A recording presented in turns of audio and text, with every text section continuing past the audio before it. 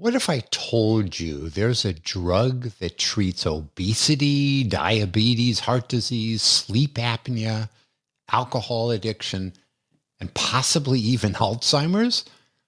Sounds like snake oil, right? Except it's real. These are GLP-1 agonists, and they might be the most powerful class of medications we've developed in decades. There's just one problem. At current prices, using them for all of these conditions would bankrupt our healthcare system.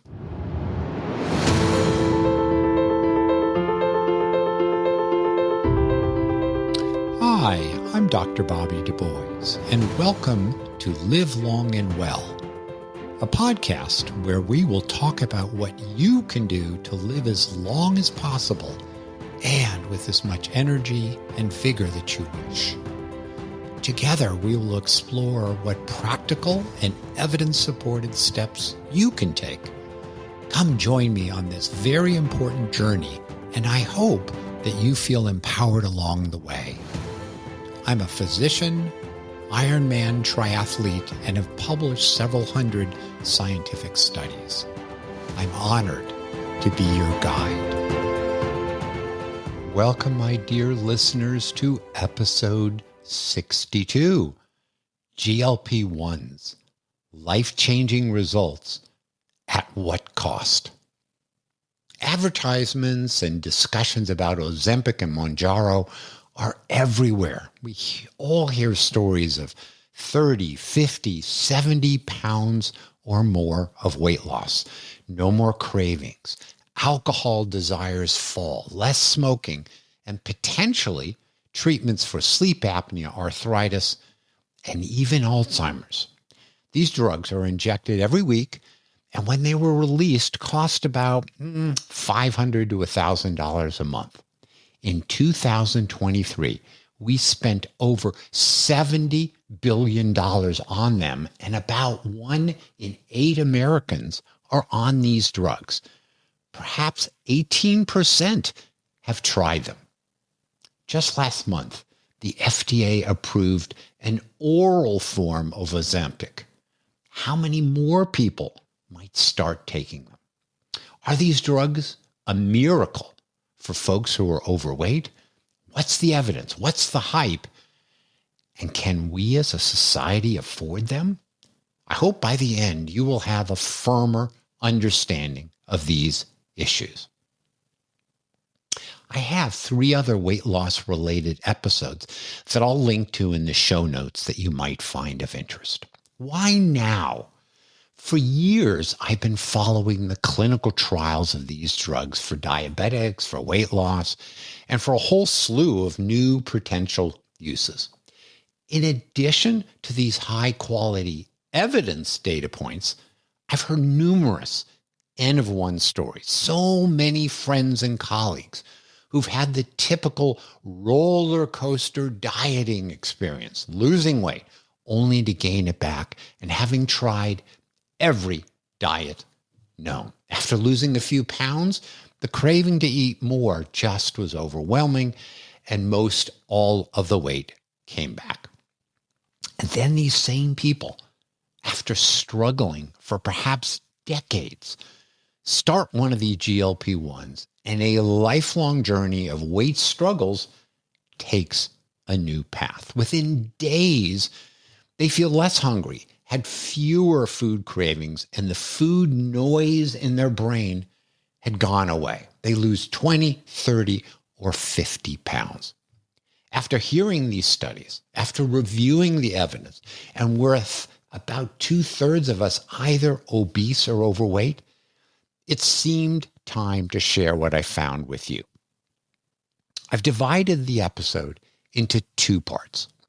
Part 1, I'll review what these drugs are, how they work, how well they work, and their side effects. Then in part 2, if these expensive drugs could potentially help so many people, can we as a society afford them? For this discussion, Dr. David Rind will join me. He's a physician and a health economist. His organization, the Institute for Clinical and Economic Review recently completed a wonderful analysis of these drugs. As folks may or may not remember, I spent much of my career looking at evidence for what does and doesn't work and whether those treatments are worth the cost. Many of my 180 publications are on this topic. So having David join us brings back lots of fun memories. Let's dive in. Part 1. What are GLP-1s and are they truly a miracle? In 2017, these drugs were approved for type 2 diabetes and then in 2021 for weight loss. They're also now approved for sleep apnea and to reduce the risk of cardiovascular and chronic kidney disease.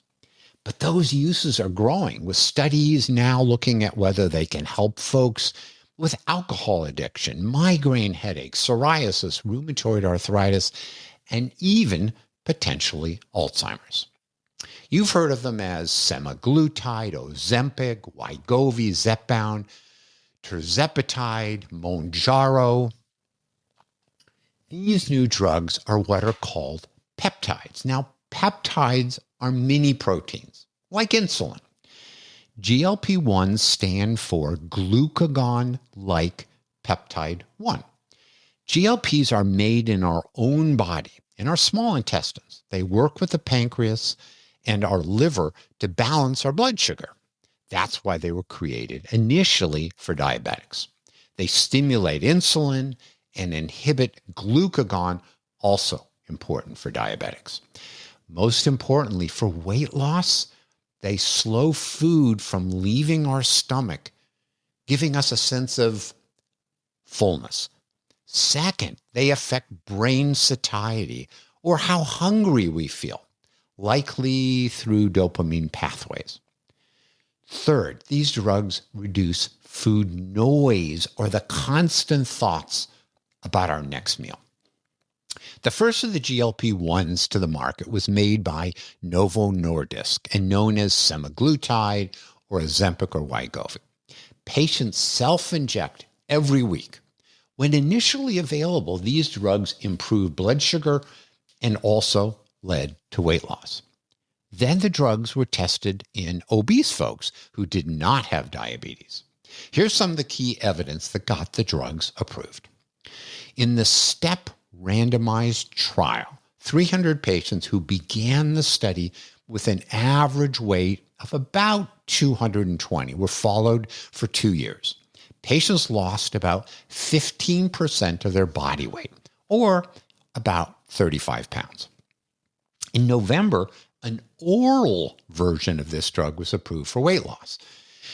In the OASIS 4 trial, 200 people who were either overweight or obese lost about 13% of their body weight. As we'll talk later, the oral versions work, but perhaps are 1/3 less powerful for weight loss. The other major drug is tirzepatide. In a pretty rare type of study, the company, Lilly, compared its drug, Mounjaro, to Novo's drug, Ozempic, in the SURMOUNT trial of 750 obese patients. Now, I said this was a risky business move because most companies compare their new drug to placebo. It's easier to beat placebo than your competitor's drug. But Lilly's study turned out to be very important. Ozempic patients lost 14% of their body weight, while Mounjaro patients lost 20%. When these drugs were released for overweight and obese folks, there was such a demand that medical societies and insurance companies put out guidelines for who would be good candidates for them. So typical guidelines say you'd be a good candidate if you're obese with a body mass index or BMI greater than 30. Now, what this means is for a man who's 5'10", they weigh about 210 pounds. For a woman who is 5'4", it's about 175 pounds. But these drugs are also approved for folks who are overweight, not just those with a BMI-based obesity. So if you have a BMI of 25 to 30 and also have comorbidities associated with being overweight, like sleep apnea, arthritis, then you might also meet the guidelines. To give you a sense of a BMI of 28, for a man who's 5'10" is around 200 pounds, and for a woman who's 5'4", about 160 pounds. So for the 2/3 of folks who are overweight or obese, are these actually miracle drugs? Well, I can't answer that yet. We need to talk about their side effects. Those side effects are mostly GI, nausea, vomiting, diarrhea, constipation. And they usually resolve or get better over time, but not always. There are serious side effects like pancreatitis, gallbladder problems, thyroid cancer, or optic nerve damage. Now, a key and worrisome problem for almost everyone is muscle loss. About 1/3 of the weight folks lose may be muscle. So if you lose 25 pounds, that might be 8 pounds of muscle. Now, that's especially problematic in older folks who are already losing muscle. Now, it's unclear if the muscle loss is due to weight loss of any type or whether it's worse because of the drug. And new drugs are being tested that might reduce muscle loss, but we're not there yet. And muscle loss is a big deal. Folks who take these drugs should do strength training and make sure that their protein intake is adequate. These drugs can only help folks if you take them, but many discontinue these drugs because of side effects. They also discontinue because of cost. In the clinical trials, few people stop the drugs because they're free, and patients are seen very regularly and encouraged to continue on them. But in the real world, people stop the drugs because of side effects, the hassle of injecting, and cost. Let's talk costs. When initially released, the list price was around $1,000 a month. Now, Novo and Lilly have programs to sell the drugs directly to patients at around $300 to $500 per month. Last month, the government and manufacturers agreed to a big discount, so the drugs would cost about $250 to $350 a month, and even lower for oral versions, $150 per month. Now, the companies agreed to lower their prices in exchange for having Medicare and Medicaid pay for their use. So, costs are going down. Back to the discontinuation story. It's cost and side effects that determine it. For weight loss, about 65% of folks will quit within a year. Diabetics do better, with about 47% quitting, presumably because it's about their disease, not just the weight. Unfortunately, if you stop the drugs, you regain much or most of the weight you lost. About 2/3 of the weight you lost will come back. So if you initially lost 30 to 50 pounds, you might ultimately only have lost 10 to 15 pounds, and perhaps not even that much. Before summing up this part of our discussion, let me share that there are many new uses being tested. Now, some of the new uses likely relate to weight loss. So sleep apnea, arthritis may improve just because patients lose a lot of weight. Other new uses and benefits seem independent of losing weight, like improvements in heart attack risk or liver damage. These drugs may have a direct effect on blood vessels or inflammation. Since these drugs reduce food cravings, they've been tested for other cravings. In the All Sweden study, the researchers looked at these drugs and whether they reduced hospital admissions for alcohol issues. Turned out that patients on these drugs had 30% fewer alcohol hospitalizations. Not a clinical trial, but very promising. So before ending part one, are these miracle drugs?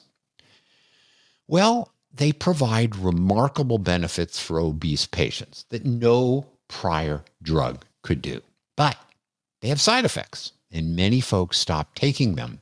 And when they do, almost all the weight comes back. Well, let's shift now to part two. Can we afford these drugs for weight loss and for all of the new potential exciting uses? Let me welcome Dr. David Rind to Live Long and Well. Hello, David. Good to see you. Hi, Bobby. Good to see you. Well, in the time between when I recorded the first part and now the second part, David pointed out to me, I mispronounced his name, so it's not Rind, it's Rind, and I apologize for that. And secondly, that he mentioned there was an earlier GLP-1 before semaglutide called liraglutide. Came out 4 or 5 years beforehand, first for diabetes, then for weight loss. And it does work for weight loss, although it's less effective than semaglutide. And as we talked about, tirzepatide seems to do even better. So let's let me tell you a bit about David's background. He is the Chief Medical Officer of the Institute for Clinical and Economic Review, or ICER. And over the years, he and I were somewhat on different sides of the public policy table. And I hope we brought out the best in each other. And it was great. So I've known David for a long time, even though I'm mispronouncing his last name. And it's wonderful to have you back here. At ICER, he leads the teams that analyze the evidence for their assessments of all sorts of medical technology.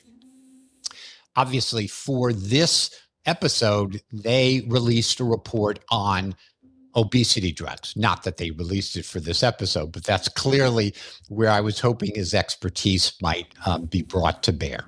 And David got his bachelor's in chemistry from Yale, his MD from the University of Rochester, and his master's in public health from Harvard.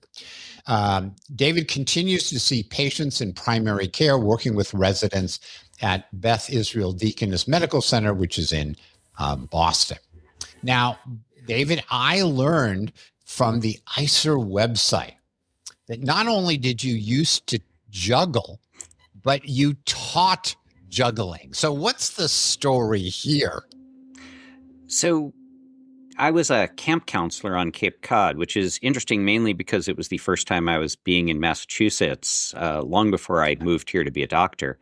And I was at this really interesting camp with all these people who had special skills. And one of the counselors juggled and taught a bunch of us to juggle. And a few years later, when I was a counselor, I started teaching other people to juggle. And it was really, really a blast. People are way better jugglers than I am.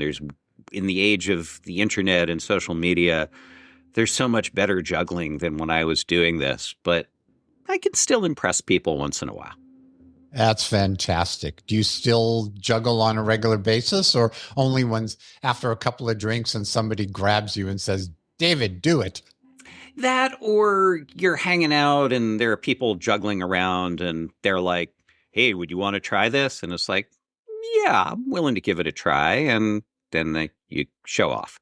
So that's funny. That's great. Well, that's wonderful. So let's begin with what is ICER and what does it do? So ICER is a health technology assessment group, and that doesn't really explain anything to anyone because that's not very meaningful to most people in the world. But in most of the developed countries, particularly in Europe, but also Canada and Australia, where typically the government is heavily involved either in being the primary insurer or the only insurer, the government wants to negotiate pricing for drugs and decide whether the prices they're getting are fair. And they turn to organizations that are HTAs, health technology assessors, to say, what's a fair price? We don't have anything like that in the U.S. ICER is an independent nonprofit that tries to do that same role that in most places is done by an organization with governmental affiliation and typically governmental authority. Well, that makes perfect sense. And ICER does have an impact with the insurance companies throughout the country. So although we don't have a formal HTA process that goes into pricing at the national level, your work has always been influential in the discussions that happen between the folks that make the drugs and then the various entities that pay for them. So without getting too nerdy, which of course I'd love to get nerdy, how do we determine what's a fair amount to spend, both individually and for society or insurance? Yeah, so it's very hard to answer for a specific individual what a fair price is. If you're about to die, presumably, if there was a life-saving drug, it's worth all that you have to not die. And that's not a good way to price things. More generally, if you imagine an average person with an average version of whatever condition is being treated, you'd like to know what, if they were valuing this themselves, would feel like a fair price. And health economists have ways of doing this across different diseases, across different treatments, to try to look at the answer to that question. And I often use the analogy to cars. When I'm buying a car, I don't care how much the car costs to build. I don't care how much research went into developing a car. If I'm buying a Toyota Prius, I don't care that Toyota spent lots of money developing the first hybrid. What I care about is what I get out of that car and whether the price I'm paying is worth it to me for that car. And it's not that everybody will have exactly the same set of values I have, but the company is trying to pick an average price that for most people will cause them to go, yeah, that's a fair price for the car. Health is really different to people, and yet if you don't do something like that, you end up with very distorted ways of figuring out a price. And so what you'd like to know is, on average, what value does this drug provide me, the person who needs it? What's it worth in terms of dollars, as best we can figure out, but then not have me pay for it, have the insurer pay that amount. And so that's what we're trying to do. That makes sense. And it obviously sounds a little abstract, but as we get into the GLP-1 drugs and we talk a little more specifically, I think it'll become clear to folks. At least I hope so. And as always, my dear listeners, send me questions, comments, or feedback, whether any of this is makes sense or you need some further clarifications, which I can certainly do. Okay, so ICER recently published an important analysis on GLP-1 drugs. What are your thoughts about how effective the GLPs are for weight loss? Now, we'll get into cost issues later, but from a clinical standpoint, how good are they? These are, by and large, amazing drugs. I mean, you were talking to this some in the first part, and I had actually answered some questions on social media 5-7 years ago asking what doctors thought of people who were obese. And my answer was, when I see patients like that, I'm thinking, I don't have anything good to offer them. That's so like true. Any condition that I can't really treat, and it just feels bad. And telling people you really need more willpower and you need to exercise harder and diet more, first, just blames them. And second, doesn't work. And then these drugs came along, and we were first looking at these drugs 5-6 years ago, and they're amazing. They cause dramatic weight loss, not as much weight loss as surgery, as bariatric surgery, but much more weight loss than anything we'd had before. And I'm old enough to remember fen-phen, which was this combination of weight loss drugs that we had lots of reasons to worry about the safety of in the early 1990s, and it turned out they weren't safe, that combination caused heart problems. So in contrast to all the drugs we've had before where either we weren't sure about safety or we knew they weren't safe or maybe they were kind of safe, these drugs reduce cardiac events. Semaglutide decreases cardiac events by 20%. That's as much basically as statins do. That means that they have a margin of safety on the most common cause of death in the United States so big that even if they have other side effects we haven't figured out yet, these are great drugs. Wow. I think these drugs did two things. One is they bring a lot of help to patients who struggled with weight loss.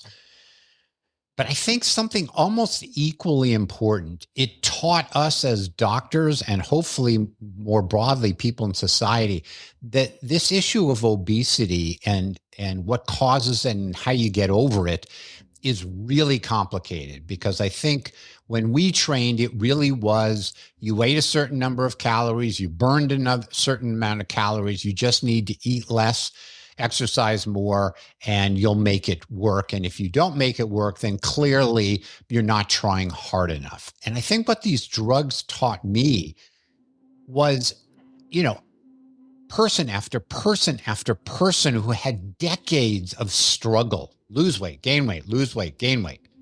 People say, oh, I've lost 1,000 pounds, but of course I regained the 1,000 pounds. Not within a year, within like a day or a week, all of a sudden they think about food differently. And that said to me, yes, maybe our food supply isn't helping matters. Maybe there's lots of other factors, but there's something going on in the brain that is really more than just simple willpower. So I was skeptical of these drugs initially for weight loss, but now I am understanding of both the side effects and the cost, but they really do have a role for many people. Not everybody, by God's sakes, but for many people.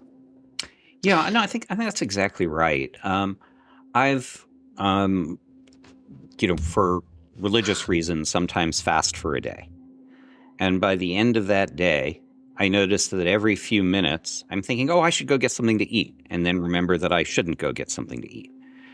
And when your weight is lower than the weight that your brain thinks you should be at, you're constantly getting that signal of, oh, I should go get something to eat. And you have to use your conscious brain to push that down. And I think for many, many people, these drugs cause the weight at which you start getting that signal to be much lower than when you start the drugs. And so it is quite remarkable. Yeah. And so instead of having this constant, I need to go eat, you're just happy. That's and great. You don't eat and your weight goes down. So earlier you had the car analogy of how much is it worth to me? It's like, oh, the ride is nice and the Bose speakers are cool. And I like the fact that it's a hybrid. And yeah, I think it's worth $30,000 or $40,000 or whatever it is. And of course, I'm the one writing the check. So I'm very sensitive about how much I think it's worth. And it may, as you said, it may differ for other people. But with healthcare, we're not paying out of our pocket by and large. Yes, there are circumstances when that happens. Often, most of the time, somebody else is participating in the payment. Hopefully, your insurance company is paying a whole lot of it. As I've told my listeners, Gail has metastatic cancer, and she's doing great. And the drugs were really expensive, and the surgery was really expensive, and the insurance paid, which is Medicare and Medigap, everything. So there is a role for insurance companies. But as the insurance companies think about it, they want to understand, well, what is a fair price? So I know as you go through this process, you're looking at the disease and what the disease itself costs. You look at, how well does the drug make the disease less serious, and therefore some complications don't occur. So tell us a little bit about the things that go wrong with patients that are obese, and then how you value what not having some of those complications might be, so we can ultimately work our way towards a value-based price. Yeah. So just sticking with the car analogy for 1 second, one of the things you might think about if you're buying a car is I don't have to pay as much for the train to commute, or I don't need to get as many Uber or Lyft rides. And so there are cost offsets when you buy a car. They don't pay for the price of the car, and you don't expect them to because you're getting a lot out of the car. But you are getting some cost offsets, and you want to count that when you're thinking about things. And you want to think about how much it makes your life better to have that car in different ways. Maybe your commute is faster, and so you don't, or you like listening to your Bose speakers as you go in, or whatever. When you take medications for weight loss, you lose weight, and there's benefit to people just in terms of how they feel about themselves for losing weight. And that's a gain that we want to figure out how much that's worth. They see their blood pressure come down and their lipids come down. And so they don't need to take statins as much, and they don't need to take blood pressure drugs as much. So those are cost offsets. And then they develop less diabetes, and they develop fewer heart attacks and fewer strokes, and they live longer. And that's worth a lot. You know, not having a stroke, not having a heart attack, living longer is worth a lot of money. And there are all sorts of different ways of valuing that. But one way that we think about this is that various studies have suggested that in the U.S., it's reasonable to pay for an extra year of really healthy life, somewhere in the range of $100,000 to $150,000 a year. So now, again, we're averaging across a lot of people. Not everybody who gets put on these drugs is living an extra year, but that's in the range of what we might be willing to pay for these things. Other benefits of these drugs are your knees may hurt less. You may be able to not get knee surgery or hip surgery that you were thinking you were going to get. So both cost offsets, and you're not needing an operation. So there's a whole bunch of things that go into the price that you might be willing to pay for this. And part of the reason I'm stressing it this way is the number of times I've talked about this that people have thought, well, a drug is only worth it if it overall saves money, is not right. We don't want to only pay for drugs that save the system money overall. We want to pay for drugs even if they cost the system money, but they buy an appropriate amount of health. And that's what we looked at when we looked at these drugs. And what did you find? Was the price being charged commensurate with the value? And to remind our listeners that, you know, when these drugs came out, they were about $500 to $1,000 a month. And that was sort of the cash price. And then everything got negotiated down. And now actually they're quite a bit lower. And as I mentioned, there's ways of buying it directly from Novo Nordisk or Lilly that's really quite a bit lower. So what did you find, and what prices did you plug into your equations? And would things be a lot different because the prices appear to be falling? Yeah, so the prices do seem to be falling, and we found that even at the prices when we started the report, which were higher than they seem to be now, these drugs are a great value. You're getting a great amount of health for the cost of these drugs, in ranges that we don't usually see for new drugs on the market in the United States. Now, both of these drugs have been on for a little bit of time, but even then, when we go and look at drug therapies, most of them are overpriced in the U.S. These drugs are not overpriced at the real prices that people are paying, not the list price that may be published somewhere, but what the insurers are really paying or what you can get directly from the companies. And if you look at the prices that have been negotiated supposedly by the government, and we're not totally sure what government will really be paying. It's possible that tirzepatide, Mounjaro, Zepbound, all three ways of saying the same drug, may in fact actually be cost saving over a lifetime. That That's at incredible. that price, it may actually be cost saving, which we almost never see.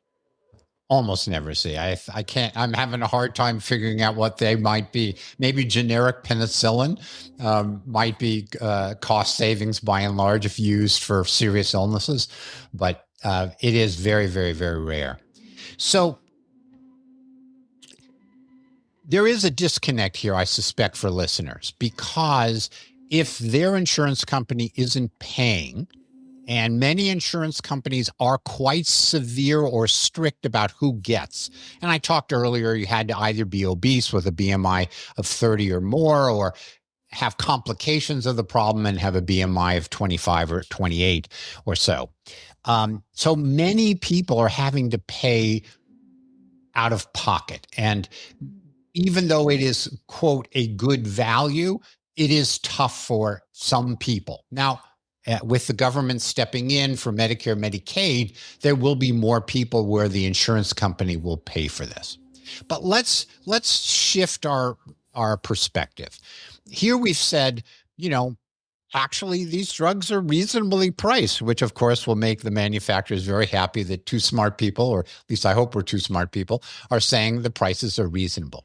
But ICER also analyzes not just what the price is for an individual, but the price for society. So it's a math equation. The price may be fine for one person, but when 40 million people end up on the same drug, it can bankrupt the system. So tell us, the listeners, a little bit about what budget impact analysis is, why we care, when on an individual basis we're saying it's a good bargain. And shouldn't we just say, well, it's a good bargain for John, so therefore it's a good bargain for Sally and Jane and the other 40 million people who might need it? Yeah, apart from the thing I'd already said, which almost never happens, which is cost saving potentially for one of these drugs over a lifetime. The other thing is, when you have 100 million plus people in the United States with a BMI of 40 or greater, it's really hard to find a price that you could be paying year after year that doesn't have huge budget problems for the country as a whole. So if you just do a trivial calculation and say, well, okay, I can buy these drugs for about $3,600 a year right now, if I'm buying directly. If I multiply that by 100 million people, that's $360 billion a year that we need to start spending on these drugs.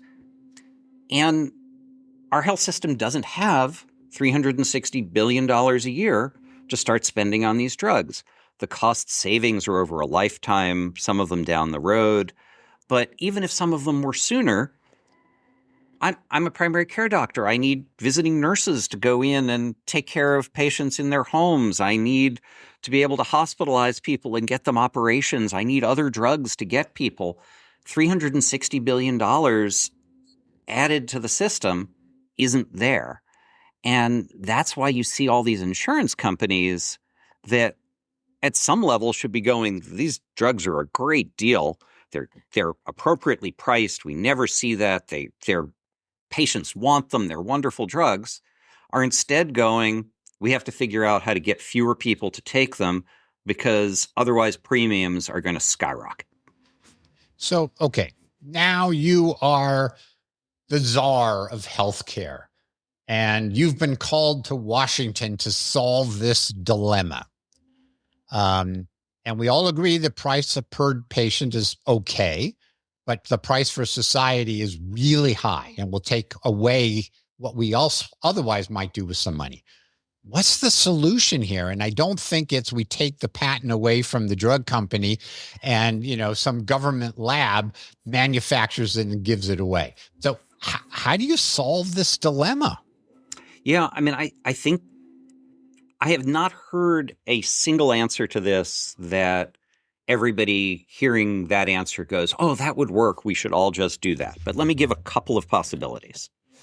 One is people talk about a subscription model where maybe you could go to these two manufacturers and say, we're willing to guarantee you $50 billion a year each, and you won't have to do prior auth negotiations. You won't have to spend lots of money on salespeople and whatever else. We're going to give you $50 billion a year. You have to give us as many doses as we have people we want to treat with these drugs. And that would make life easier for doctors. It would make life easier for patients. It would make life easier in some ways for the manufacturers. And they'd be getting $50 billion a year, which to me seems like a lot of money. I'm not a CEO of a major pharmaceutical company, but $50 billion seems like real dollars. So that's a way that I could imagine doing that. It's a creative Another would be one. Sorry. That's a creative way. Yeah. Another thing you could imagine is what we do anytime that there's something that is a huge expense, but the benefits accrue over a long time, is to imagine the government having bonds almost, or saying, we will raise money for this so that we can treat people, recognizing that over the long term, this is a good deal, but we need a separate revenue source to pay for it. So that's another thing that could happen. I think the third thing, the one based on hope, is that as more and more of these drugs come on the market, some of them that aren't quite as good will drop in price, and competition will get us out of this mess. And maybe that will happen, but I think there'll be a lot of people who could benefit from the drugs who won't get them over the next 5 to 10 years if that's what we wait for. All of those make sense. And since government generally doesn't make sense, we probably won't see any of those. But with my optimistic hat, I will hope that one of those or all of those are part of the solution. So, okay. So I'm going to ask this admittedly stupid question. And I know it's stupid from the moment I came up with the question. Should we add these drugs to the water supply? Okay. Now, the understanding is the injectable drugs you can't add to the water supply. It's not going to work. But the oral drugs you could potentially add to the water supply. And yes, I know that for an individual patient, they might need more, they might need less, they might have some side effects. I mean, I know you cannot do this. But when you think about adding fluoride to the water, it's helping kiddos prevent cavities. So 100% of people are drinking water when only, 10, 20% of the people are going to get some benefit. Now, are there harms to the other people? People could argue on both sides of this. And I'm not endorsing fluoride in the water or not endorsing it, or, fortified wheat with vitamin D or other things. And I'm not really endorsing that. But for fluoride, 10 to 20% of people benefit. For these drugs, 70% of the U.S. population is either obese or overweight. So we could help 70%. Now, of course, how do we pay for this? That's a whole separate thing. So this is a kind of a straw man exercise. So any darts you would like to throw at this stupid idea? So first thing I'd say is this has come up, people have said this about statins in the past. Exactly. It's sort of the same thing, which is these drugs do great stuff for lots of people. I don't think, like nobody's really serious about putting them in the water supply, but how do we get them to all the many people who could benefit from them? Unlike statins, these drugs, many people wouldn't want them, because if you're at an appropriate weight, there are people who don't want to lose weight. And these drugs cause some nausea. They make you less interested in eating. I've actually had patients who went on these drugs and lost all interest in food and came back and said, socially, I want to eat with people. I can't stay on this drug because I have no interest in eating anymore. So, there are people who really wouldn't want Yeah. these drugs, even if they seem appropriate for them. Right. Right. At No, the you're other end, totally though, correct. there are Yeah. people, I would say, like me, who by BMI, I have a perfectly good BMI. I also have high blood pressure and high cholesterol. Almost certainly, I have some degree of metabolic syndrome, which probably means I have too much visceral fat. And we haven't yet shown that these drugs are good for people like me. But if you ask me to bet what the data will show over the next 5 to 10 years, I bet they show that if somebody like me takes these drugs, I reduce my risk of heart attack, I reduce my risk of stroke, I have less arthritis, and I don't need blood pressure medication and lipid medication anymore.